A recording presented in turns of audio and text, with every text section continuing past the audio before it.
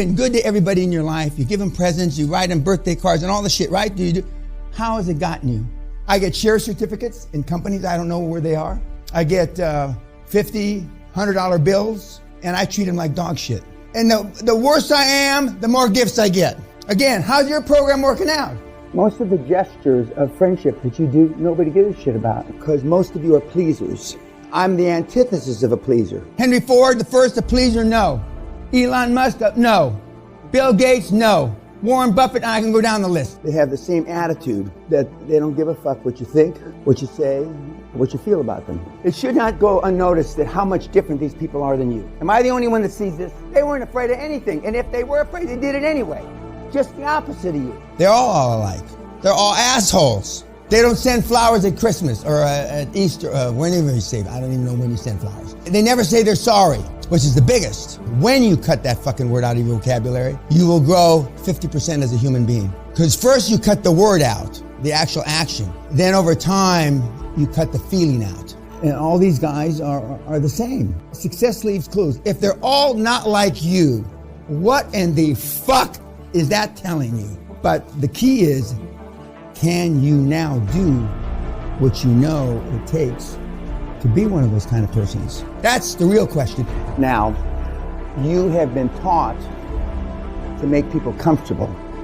You've been taught, for the most part, to be a pleaser. If you do that, you're going to take a long time getting professionals. You put them on your back heel, as they say in Britain. You make them uncomfortable. The first financial presentations, beads of sweat will come off their foreheads, the bankers.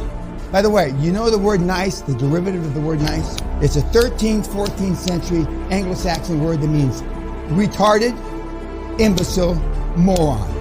When my mother used to say, well, I got a nice girl, well, I don't want to meet any nice girls. Part of being a pleaser is giving tacit approval. Tacit approval is, you and I talk, you know I'm talking bullshit, but you don't say anything to me, you just listen. You might even shake your head like this, not on purpose, but just like this. So you're giving me tacit approval by not speaking up. And your whole lives have been based on tacit approval because you don't want to be confrontational. But pleasing and giving tacit approval is why you're here. Now, there's a lot of people you don't like, but you don't say that. A few years ago, I interviewed the former assistant to Tom Cruise. And I said, well, can you tell me without telling me anything private shit, you know, that's in the news that maybe I don't know? He says he gets up every morning, 4:35, like he didn't make a penny or a picture or wasn't famous. Every morning of his life, 7 days a week, he gets up like he's starting from scratch. Now, see, I don't consider commitment and focus a sacrifice. You do.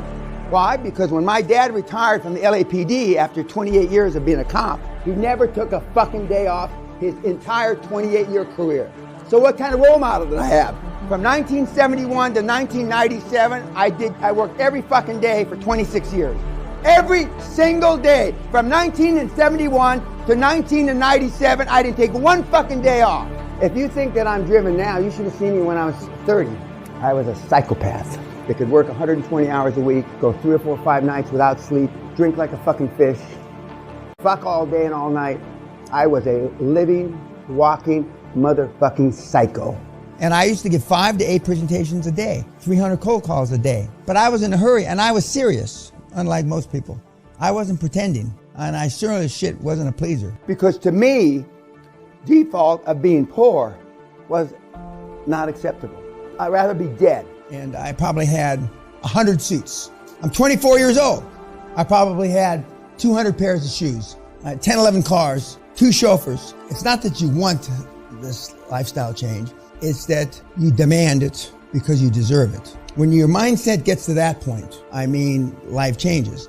It flips. But if I have to motivate you kids, you're not going to make it. This is about creating generational wealth. Josh has done it in 3 as a 17-year-old. We have teenagers making $1 million a year. Well, I don't even brag about them. I don't even talk about them on the internet. Because $1 million a year is chump change. Well, then why can't you do it? Why haven't you done it? Well, if a 17-year-old kid can do it, Jesus. But see, you haven't been taught to think that way. You've been taught to think, well, maybe he's special. There is nobody that's special. But seeing the person you could have been, now that's a bitch. Because heretofore, this is what you've learned about making money. Shit. There's no excuse for dying poor other than it's your fault. I couldn't understand why people couldn't come up with 6 or 8 grand 25 years ago. When I was my poorest, when I had nothing, I could come up with 10 grand. I mean, when I had nothing, I could come up with 10 grand. Like I took a shit. I don't know anybody that can't come up with 20, 25 grand. I don't know physically, other than seminar attendees, I don't know anybody that I've talked to in the last 25 fucking years that can't come up with $25,000. I mean, I bumped into him at an airport or some shit, or stood next to him in a fucking elevator, and the people that I know that couldn't come would be embarrassed to say they couldn't come up with 25 grand. Do you realize how low on the fucking motherfucking food chain you are? But who tells you not to just fucking do it, right?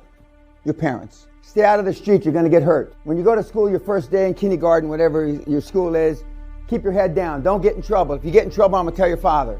And look what the result has been. Kids only lack leadership. They don't lack brains. What would you do if you weren't afraid of what your parents thought of you? It didn't bother you what people said about you, thought about you. You have no idea. And all of you in this room can speak louder and more forcefully.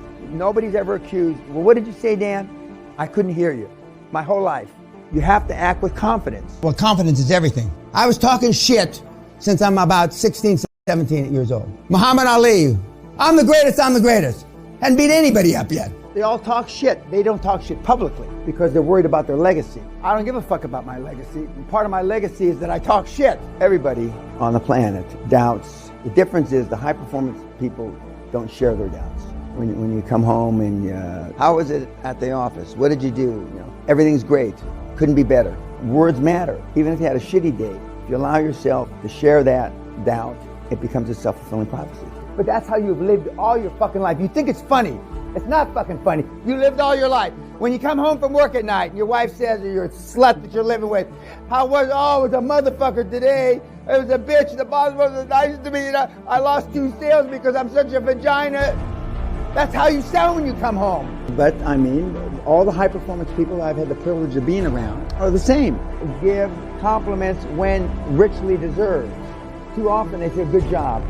Well, fuck, what the fuck's that mean? We don't want good jobs, we want extraordinary performance from everybody. And it starts with you.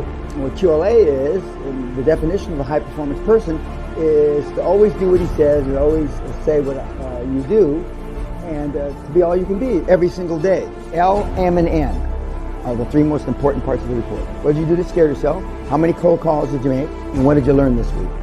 You haven't asked me yet, but the most successful people in the program have standing desks with treadmills underneath. So they're walking all day long. 4 kilometers an hour seems to be the perfect speed. He gets up in the middle of the night, same as I do. 2:30, 3 o'clock in the morning to work for a couple hours, then goes back to sleep. Success leaves clues. The next thing he does, he already lived on the 54th floor, one of the big buildings in Manhattan. Now he's on the 79th floor. And the view from the 79th floor is a lot fucking different than the 54th floor. He used to drive an the most expensive Porsche. So there's no plan B. They're spending more than they're making. There's no alternative.